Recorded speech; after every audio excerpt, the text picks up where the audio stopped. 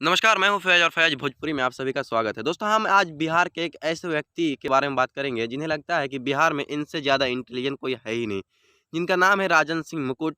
और ये आज आज कुछ देर पहले ही मीडिया को एक्सपोज़ किया है।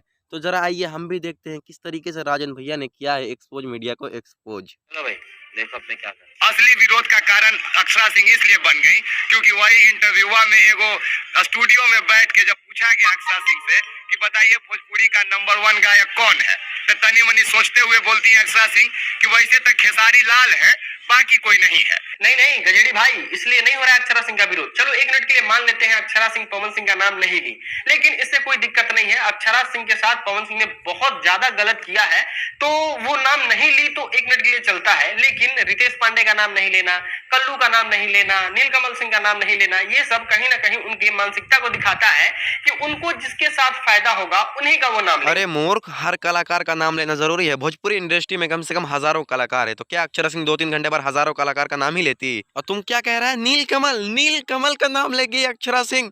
तू भूल गया है रे? तू ही तो वीडियो में बताया था कि नीलकमल ने ये गलती किया है ऐसा गाना गाकर। अक्षरा सिंह पर नीलकमल ने कैसा गाना गाया था तुमको पता नहीं है? अबे गधे, तू एक्सपोज मीडिया को गंजेड़ी कह रहा है और मुझे तो लगता है तू टट्टी का सेवन करके आया है, इसीलिए मतलब तेरी जुबान फिसल रही है।